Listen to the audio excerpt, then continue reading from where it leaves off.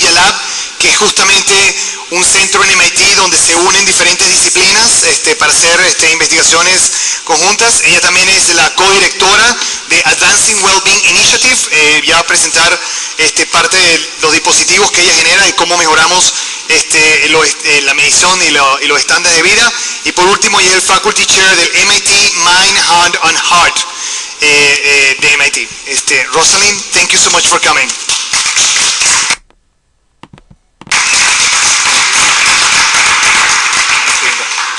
Thank you so much. Pleasure.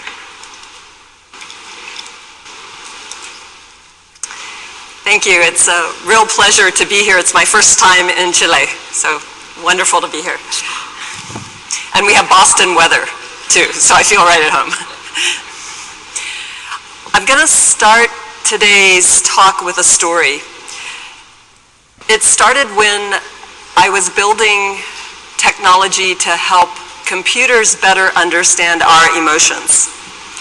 And one day, a young man came to my office and asked me if I could build technology to help his brother. I said, "Tell me about your brother."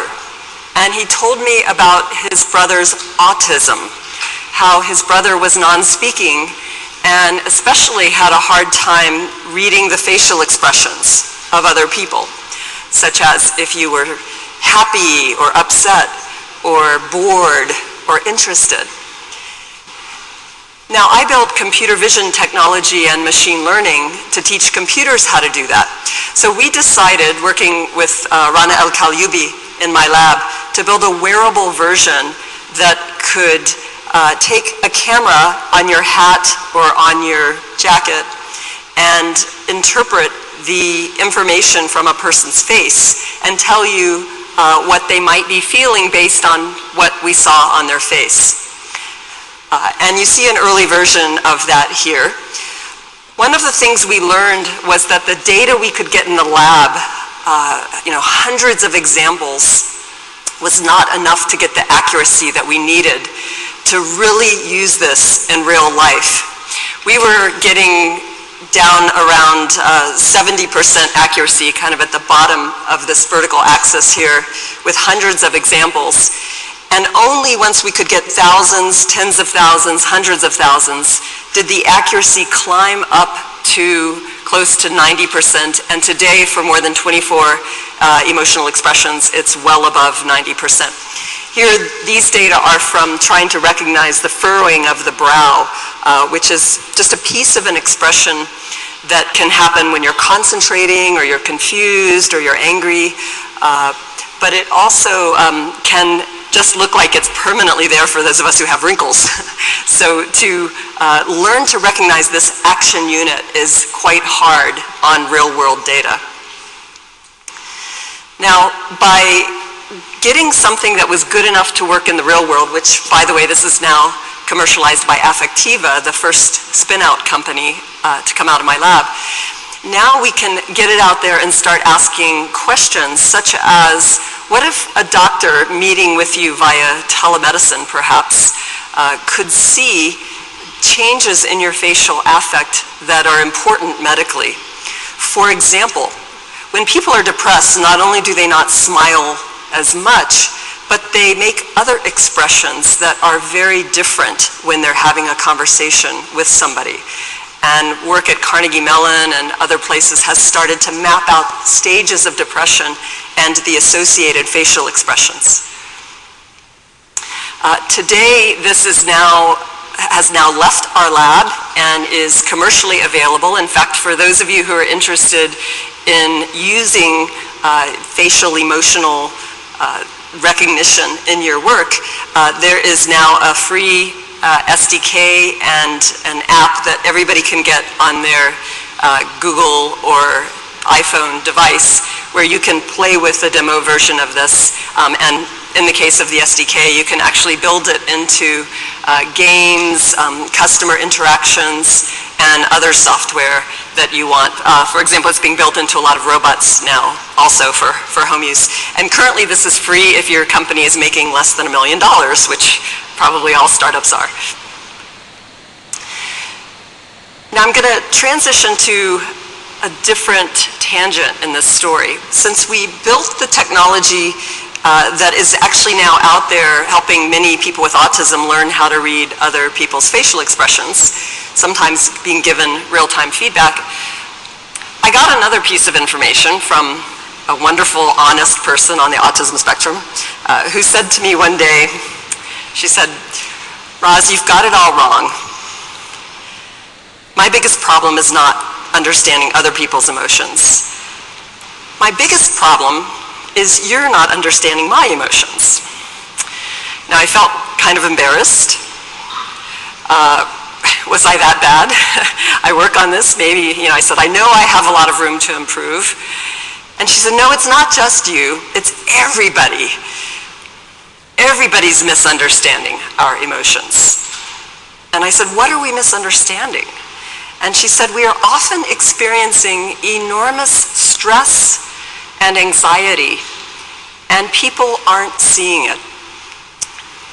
Now, the little boy here looks stressed, but many times people with autism, when they became very stressed, they would just become very disattached looking. Sometimes they would lie on the floor, apply deep pressure to their body. They might look like they're completely bored and unengaged with the world. But as we started to measure what was going on inside, we could see that sometimes they were so stressed they were ready to punch somebody or to have a complete meltdown that might look like it came out of the blue from nowhere.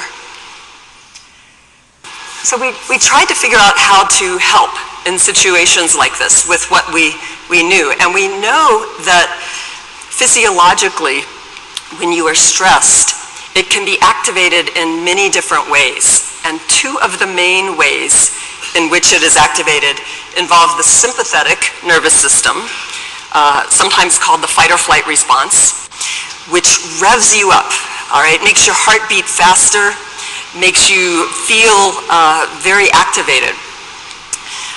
The other is when the parasympathetic system, which is usually most active during rest and digest, when you take a signal from it, such as from the vagus nerve, which usually is slowing down your heart rate, like it is now when you're out there sitting, hopefully not too slow.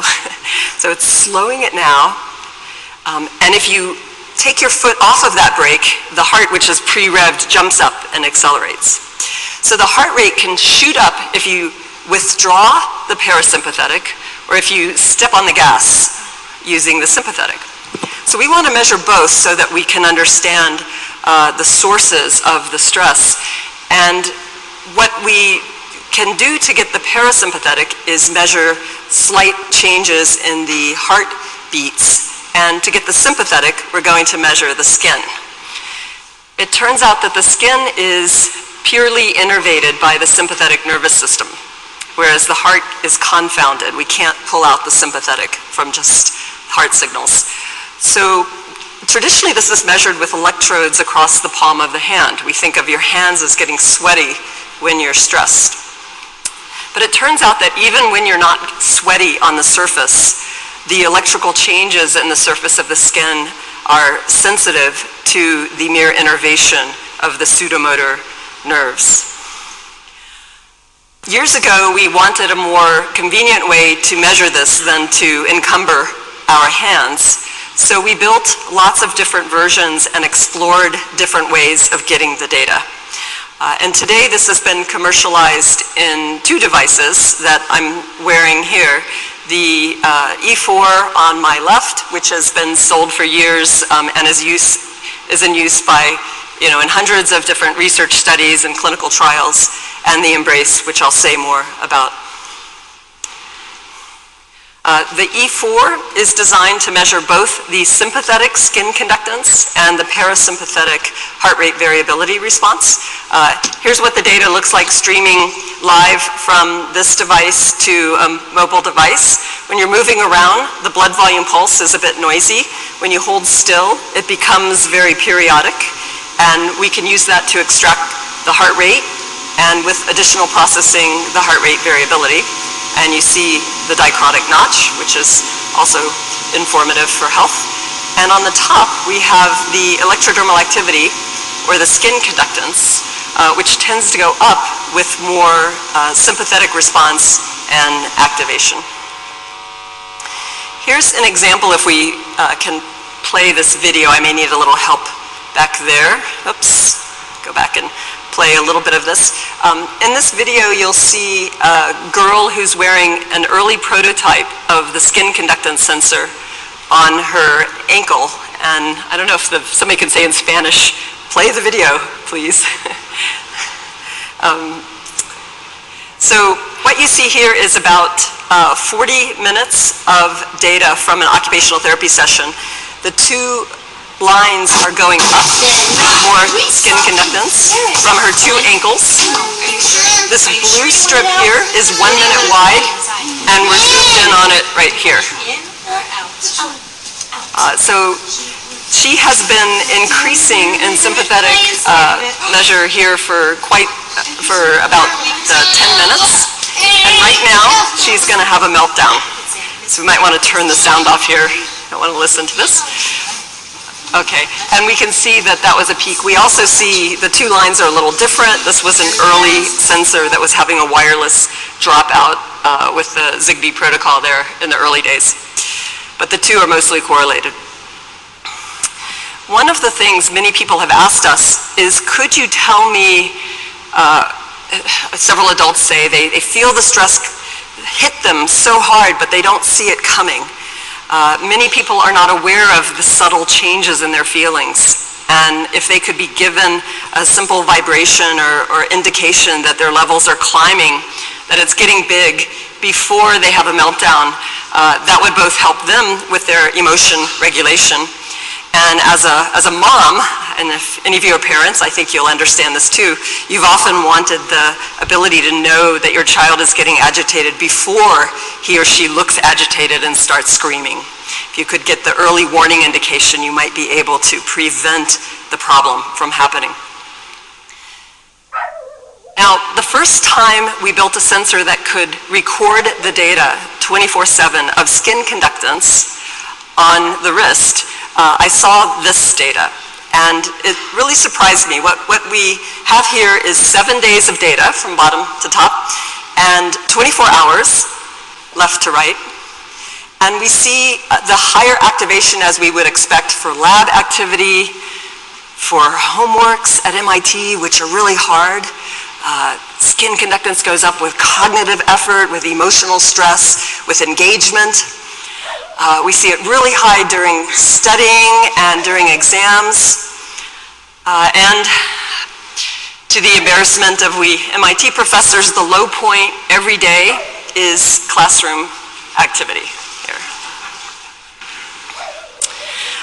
Surprisingly also, the highest point of most days is actually during sleep. Now, if you're paying attention, this should bother you because this is arousal, this is activation, right? I would expect sleep to look more like classroom activity. Why is it so high during sleep? This is still an open research question, but it's not the case that it's just true for this one individual shown here. It's now published in several studies where we're finding the peaks. If you zoom in on these, they're high frequency peaks. They're mostly happening during non-REM sleep. And our best guess right now is they appear to be associated with memory consolidation. They're showing up as significant features predicting improvement in learning overnight. But those studies right now are only on 72 nights, and I think they need replication, but it's looking quite promising. All right, this is Domo, a sweatband, and inside this sweatband was one of our early prototypes of a skin conductance sensor. Once we built a version that could leave the lab and record data, we started to learn a bunch of surprises. One of these happened when it was the end of the semester in December, and one of my young undergrads came to me and he said, "Professor Picard, could I borrow one of your sensors?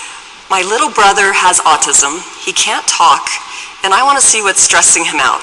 And you're not using it over the holidays, right?" And I said, "Sure. In fact, don't just take one, take 2, because they broke all the time back then. So he takes 2. I said, do you need a soldering iron also? MIT student, he says, no, I have a soldering iron. Like, great, he can fix it. He takes the 2 sensors, he puts them both on his little brother's wrists. Now, I'm back at MIT looking at my computer screen, and the first day's data looked pretty flat, pretty uninteresting. The next day, also pretty calm. I thought, this kid's having a pretty relaxed holiday. The next day, I'm kind of bored. I go to the next day and my jaw drops. One of the boys' wrist signals was so high that I thought the sensor must be broken. We have stressed people out at MIT in every way imaginable. Look at some of my MIT colleagues here.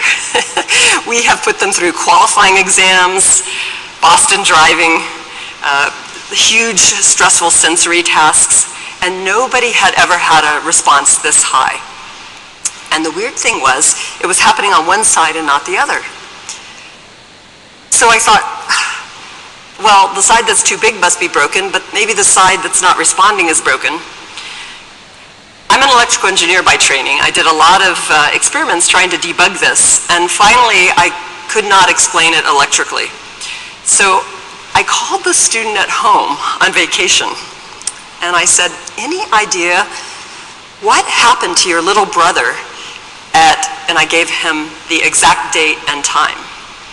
And he said, I don't know, I'll check the diary. Diary? MIT student keeps a diary? Quick prayer, like, what are the odds? You know, somebody's gonna write this down, huh?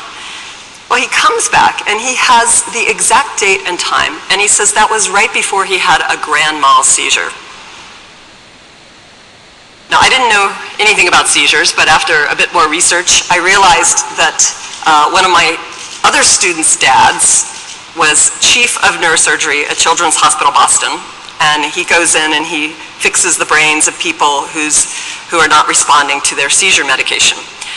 So I called Dr. Madsen and I said, Dr. Madsen, my name is Rosalind Picard. Do you know if it's possible that somebody could have a huge sympathetic nervous system surge? In this case, it looked like it was 20 minutes before the seizure. I said that to him, and he said, probably not. But it's interesting. We've had patients whose hair stands on end on one arm 20 minutes before a seizure. On one arm, and I explained how it was on just one side, and he explained how a region in the brain could be activated and cause that. He got very interested, and we made a bunch more sensors, got them safety certified, IRB approval, and enrolled 90 families in a study where we measured gold standard EEG with video, ECG, electrocardiogram, and now EDA, electrodermal activity, while patients were in the hospital having seizures. We found that 100% of them, which is something that almost never happens, 100% of the patients in this study, their grand mal seizures were accompanied by a more than 2 standard deviation surge of skin conductance on usually both wrists, not on one. Also, it was not usually in advance of the time of the seizure. It usually started on the wrist when the gold standard measures of the brain activity began to change. So as we see here, the electrodermal activity, what we saw for the MIT student before is at the top. These peaks in the middle are the boy's sleep, which are usually the biggest of the day. And these 3 seizures shown here are much bigger than the part of the day that's usually the biggest. We also see at the bottom a little bit of accelerometer activity that's showing movements. These kinds of seizures captured here also have a convulsive component. When we put the movement data together with the skin electrical activity, then we get a much more sensitive and specific seizure detector. The first one we published was 94% accurate, and since then, with lots more data, Empatica has now commercialized this, and the accuracies are significantly higher. In some cases, even achieving 100% probability of detection with fewer than 1 false alarm a day, and for some people, no false alarms for more than a month. Now, one of the things we learned while trying to understand what was causing this response to be so big is that there's something called SUDEP. I'm curious if anybody here had ever heard of SUDEP, and maybe it's translated differently. SUDEP stands for Sudden Unexpected Death in Epilepsy. This is when people with epilepsy are found no longer alive, but not with a death due to hitting their head or drowning or any other known explanation. It's the #2 cause of years of potential life loss after stroke of all neurological disorders. And most people have never even been told about it.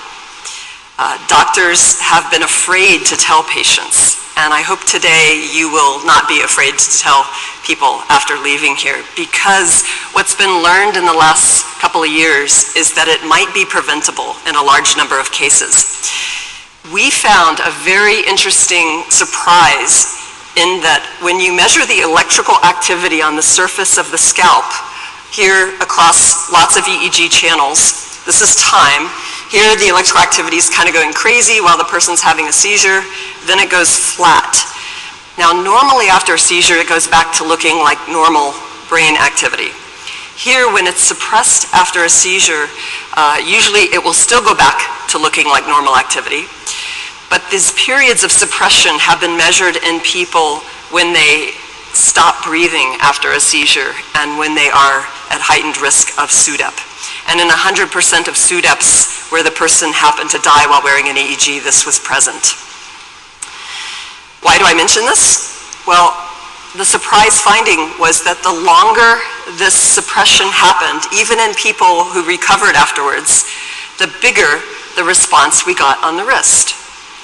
Now that response I showed you before of the 3 seizures, the seizures themselves were only a couple minutes long, but the electrodermal response was sometimes enduring for 20, 30 minutes afterwards. This is when the person looks like they're just relaxing after the seizure, and you think they're probably fine because the seizure looks outwardly like it has ended. But inwardly we're finding there can still be neural activity that can be causing bad things to happen in your brain, like your breathing to stop. And while you may see nothing outwardly, and the EEG may look like your brain is no longer doing anything, ironically the skin can be responding with a peak response at those moments. This is published in Neurology and has been replicated now in other groups as well. We learned that if somebody gets there after you have a seizure when you stop breathing, then simply flipping you over or saying your name might restart your breathing. So alerting somebody to check on you if you have a seizure could be like a smoke alarm going off and having somebody come and make sure you can get out of the house okay. It might prevent seizure deaths. Fewer people die when somebody is there. So this got us busy realizing that we had to get this out of the lab. We couldn't just keep making versions that collected data for all the hundreds of researchers who were asking for these. We had to build a version that could help regular people, non-engineers, collect the data and get a signal, run the real-time machine learning on board and run an alert to their smartphone. So I don't have epilepsy, but if I were to have a seizure up here, the signal would go to my phone and it would summon a caregiver to come and make sure that I was okay at that moment. This is called Embrace. It's available now from Empatica. It is also collecting all the data I showed you before, electrodermal activity data. And with sensitive motion detectors, my students at MIT and I have also shown that when you're still, we can read your heart rate and respiration with it. With this, we're now getting extensive analytics for sleep that can also be used to help do things like see if you might be at heightened risk of a neurological event. It's also very important to get people's activity. Some people think that if you get more activity, we will see not only less ADHD, but more arousal in periods afterwards, which can also modulate the neuronal activity, which could perhaps make seizures less likely for some people. We started trying to measure stress and calm, and we're back to that now, and also working on ways to give people feedback on that so they can learn to regulate it better. Also, it is believed by some people to precipitate migraines and seizures and other neurological events. And at MIT now we're working, we have active PhD research on sensing objective indications related to pain and related to changes in mood. The most exciting for me though, and what creates the most stress in my email box, is mails like this one. This came from a mom. She was in the shower. Her phone indicated in view of the shower that her daughter needed help.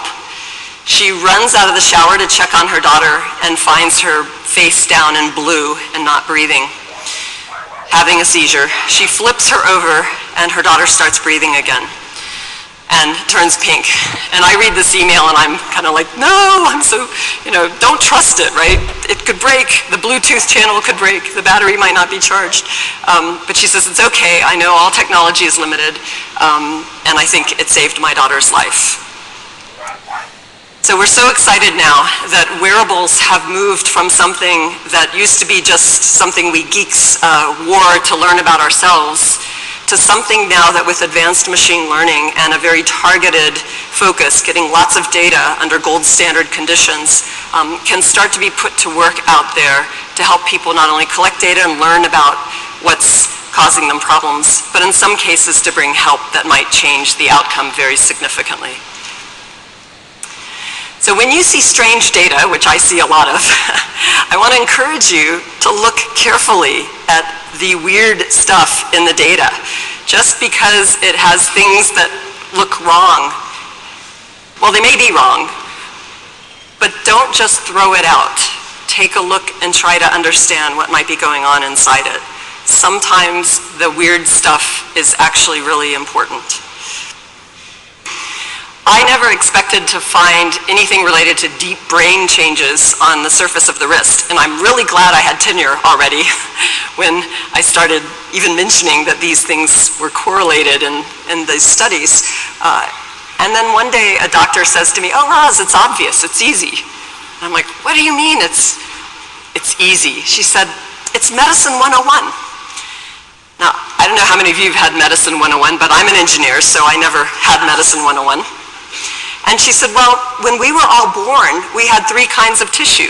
And one of them, the ectoderm, knit together our brain, our spinal cord, all of our neuronal system with our largest organ, the skin, from the moment we were formed. So she said it's no surprise that even when you're finding no electrical activity on the scalp during the moments following an intense grand mal seizure, that there could be electrical activity deep in the brain connected to other parts of the skin, sending a very large signal. With that, we've been learning now, working with psychiatrists and neurologists, to build more careful mappings of what might be measured on the skin and what's going on in the brain. And it turns out to be much more complex than a simple left side, right side thing. There are regions in the brain, like the amygdala, that if you stimulate directly electrically by going invasively inside the head, you'll get a left amygdala corresponding to a left skin conductance response. Stimulate the right amygdala, you get a big right skin conductance response. It's ipsilateral, but there are other parts of the brain that cause bilateral and contralateral responses. So, and it's not simply the case that it goes to the entire left side of the body. There are different dermatomes involved. So we have a lot of work to do to map this out more precisely. But it's allowing us already to start to make some predictions of what we might find on the skin based on studies of what has been shown to happen in certain brain regions. For example, here's one my previous boss kept asking me for. He said, Roz, when are you going to do something useful? When are you going to build me the mood ring that tells me my wife's mood before I go home? Like, okay, are you really sure you want to know? Like, she might expect things. But seriously, there's a more important reason to look at mood. And by the way, the old mood rings were just simple temperature sensors, and that's trivial. We like to do hard things at MIT. If you look at the facts about mood, and apologies, this is my most depressing slide,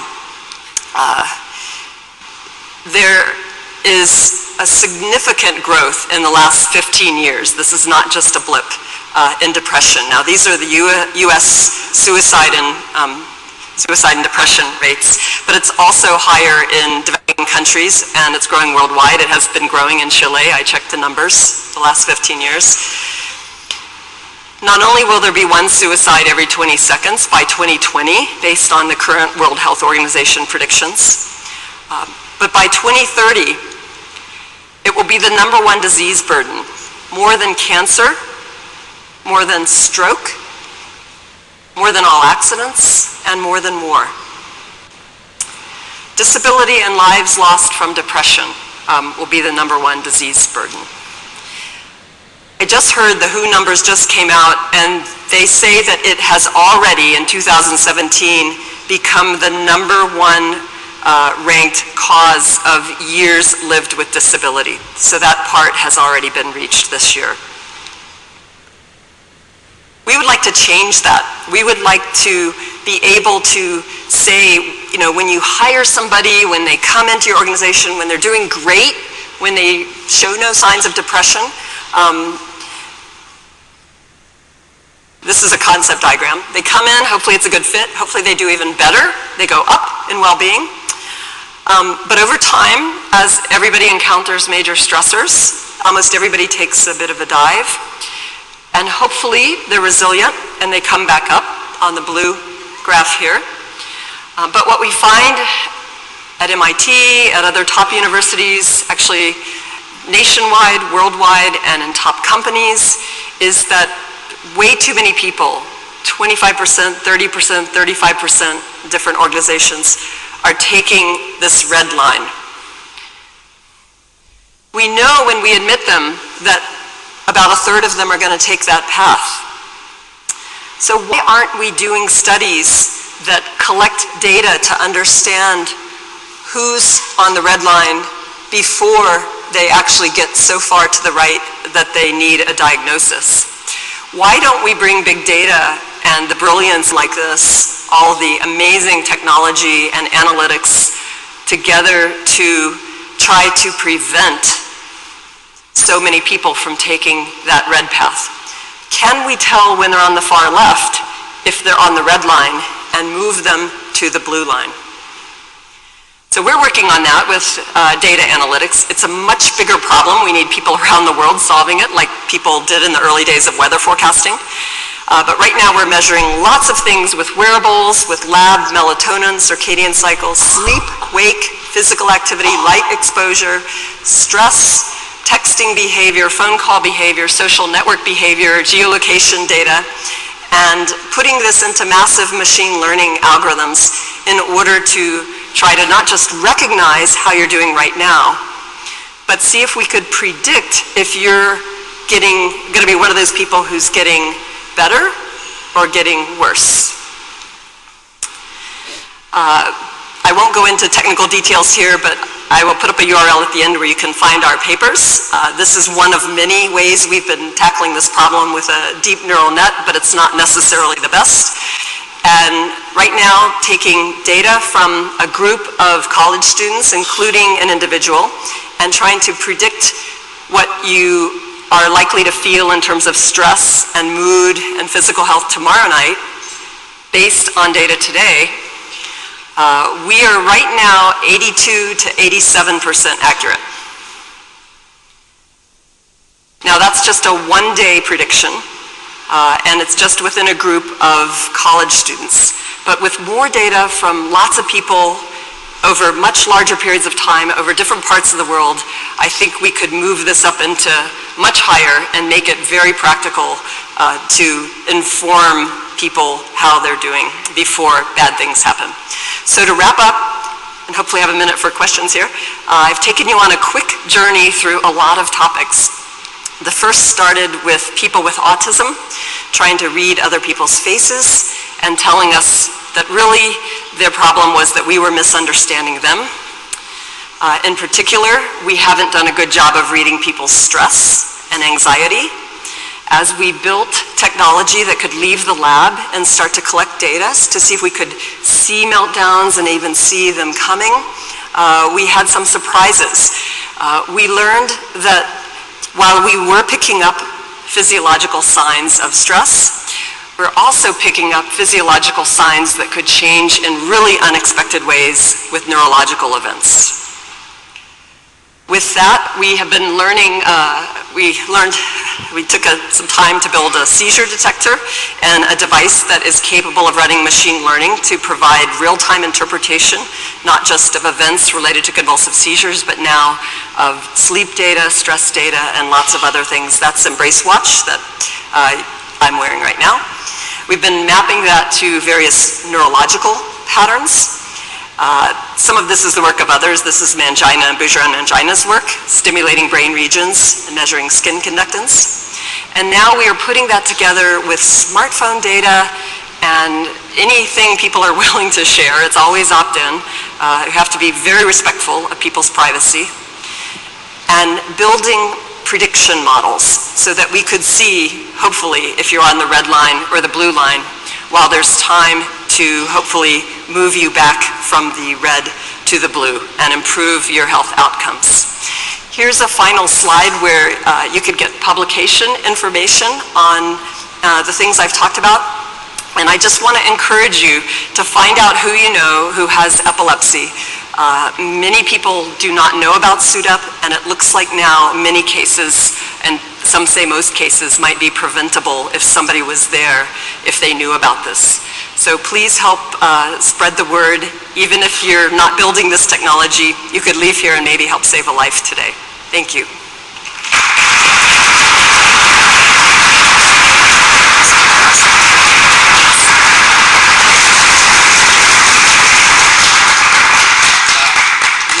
We have some time for questions. I would like to know if there's any questions from the audience. And you can do them in Spanish and I'll translate and I'll ask them my question, not yours. Perdón, si alguien tiene una pregunta la puede hacer en castellano, yo se la traduciré a la profesora Rosalind. I can answer that one because unfortunately I give the wrong impression here. While the first one we saw looked like it was 20 minutes before, in the lab where we have gold standard timing, it is not usually 20 minutes before. Usually it's showing up on both sides and it's showing up at the time of the seizure. So we do not think we can predict in time yet. We are not claiming that medically. We are medically certified in Europe for detection, not forecasting. So sorry that I confused the historical story with the current capabilities. Do you think it could be forecasted by any chance?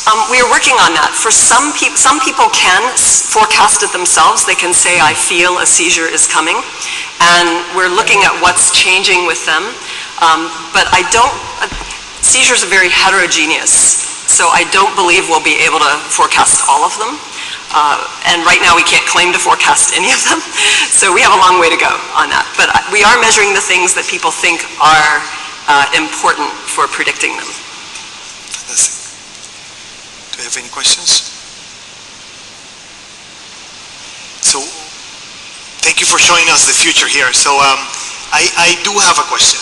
So, in your search for mood and other sentiments, have you looked at, for example, other aspects or thinking about other aspects such as, for example, relationships, love,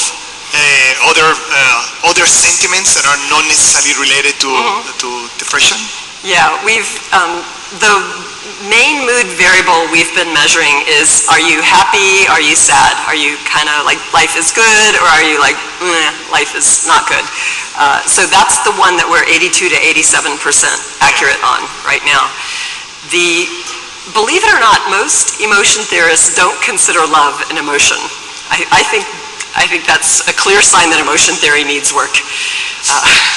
But love has been left out by most people. There's maybe one exception, Manfred Klein's, but yeah, we are also doing a bunch of work with human-robot interaction on if a human and a robot or two humans are bonding, if they're connecting, or if they're, like, we'll do this with boys and girls, and sometimes the boy will say, oh yeah, we're really connecting, and the girl will say, no way. Not connecting. So what's happening there? So we've been trying to measure and understand that too. That's separate work than what I showed today. But I mean, that would be a much better device than any dating policy. Imagine, we just put the two devices and we find that we are fit or not. We remained very interested in helping people who have different ways of understanding emotion. And a lot of people really are not very good at understanding their own emotions or those of others. It's surprisingly common. It's not just people with autism and a lot of engineers and a lot of computer scientists and a lot of financial people and accountants, but there are a lot of people who have difficulty with emotion. Do you find ethnic differences to be high? For example, I am from Latin America. We believe that we are super passionate all the time and very extreme in our emotions. Is that true, or this is just a bad advertisement? I think in Latin America you're more comfortable expressing emotion, which is good, but I don't think that means that you may necessarily feel them more than others. Like in Japan, they often say, that they're unemotional, and then during business maybe they act very unemotional. But then you go out at night drinking and karaoke and they're very emotional. So it's not just whether your culture is emotional, it's how your culture feels okay to share emotions at work, at home, in the bar, in social situations. At sports events is where every culture is allowed to be very emotional, right? In the football field, yeah.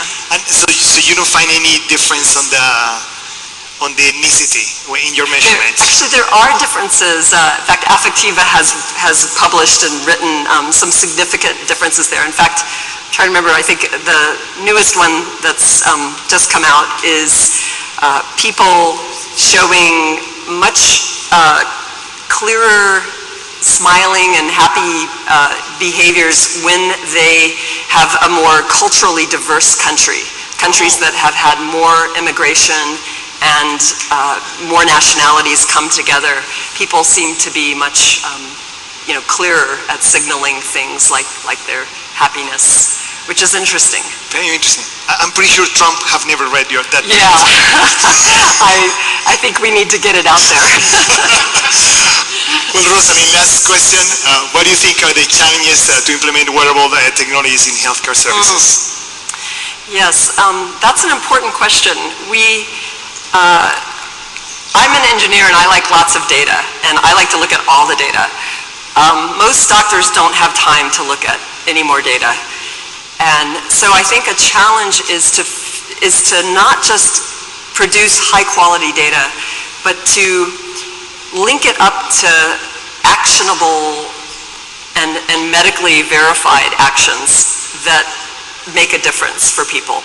So it's to build the sensors, get high quality data, do the signal processing, do the machine learning, but we have to go further. We have to actually put it into practice and show where it really provides value and what piece of it provides value, and then give that to people. But we also need the patience of the doctors, the feeling of patients, not the people they serve, to help us to see what matters. So it's going to take some time to do that because it's a lengthy process. They can't just demand that we have the validation day one. We can't get it unless we work together and put up with a lot of data in the process. Well, thank you so much for this, Rosalind. Thank you so much for being here.